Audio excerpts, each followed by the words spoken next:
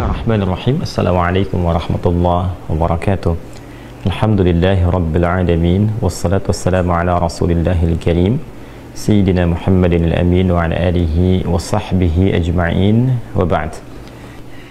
Salat adalah bagian pokok terpenting dari ibadah.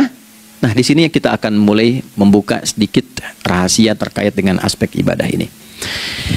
Teman-teman sekalian, ternyata salat ini ketika oleh Allah diturunkan dalam Al-Quran, dalam konteks penunaian ibadah, bukan berarti hanya mengkoneksikan atau mengkorelasikan hubungannya dengan iman saja, bukan.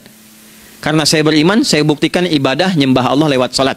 Dalilnya Quran surah ke-20 ayat 14. Innani anallah la ilaha illa ana. Aku tegaskan akulah Allah, nggak ada Tuhan yang layak dipertuhankan dan disembah kecuali saya. Fa'budni, kalau Anda telah menyatakan beriman padaku, buktikan keberimananmu dengan menyembah saya dalam ibadah. Bentuknya bagaimana ya Allah? Teruskan ayatnya. Wa aqimis sholata.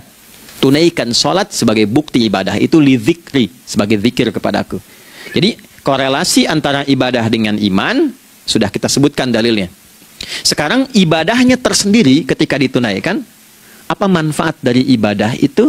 Mengapa mesti ada 5 waktu? Dan apa turunan manfaatnya dalam kehidupan kita? Kalau kita mengerjakan itu, dampaknya kepada kehidupan kita apa? Nah, inilah indahnya di dalam Islam, dijelaskan dalilnya, diberikan contohnya, diberikan alasannya, dan yang paling indah, diberikan penjelasan dengan detail tentang manfaat-manfaatnya. Ini tidak ditemukan di dalam konsep keyakinan manapun. Kalau teman-teman boleh mau riset, silahkan. Ada nggak satu keyakinan agama tertentu yang dari ibadahnya tuh diatur? Cara memulainya, bacaannya, detilnya, manfaatnya, waktunya, sampai dengan hasilnya, sampai kiamatnya. Ini menunjukkan bukan karya manusia. Bukan karya manusia. Kalau karya manusia, setiap orang bisa buat itu.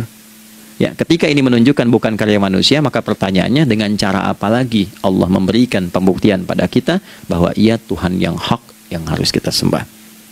Nah, kalau sudah paham, mari kita rincikan turunan tentang sholat ini. Kita mulai satu-satu teman-teman sekalian dari waktu sholat. Seperti kita ketahui waktu sholat ada 5. Tapi yang sering kita dapati dari yang 5 ini tidak semua orang mengetahui tentang makna dari nama dan pembagian di waktu ini. Yuk kita mulai rincikan.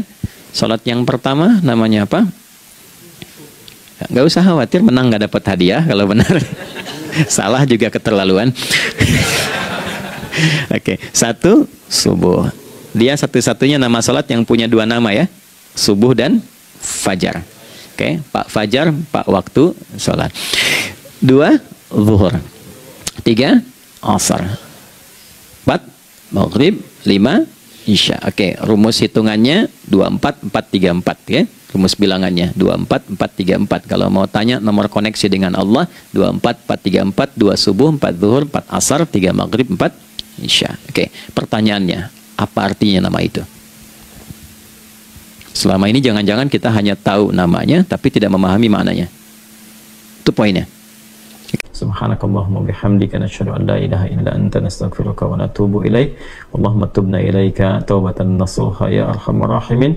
Ighfir lana dhunubana ya Allah kama ghafarta ibadakas salihin was salihat wa alhiqna ma'ahum ma'al ladzina an'amta 'alaihim minal nabiyyin was siddiqin was syuhada'i was salihin wa hasuna ulaika rafiqa. Wa sallallahu ala sayyidina Muhammad wa ala alihi wa sahbihi ajma'in. Wa akhiru da'wana alhamdulillahi rabbil alamin. Assalamualaikum warahmatullahi wabarakatuh.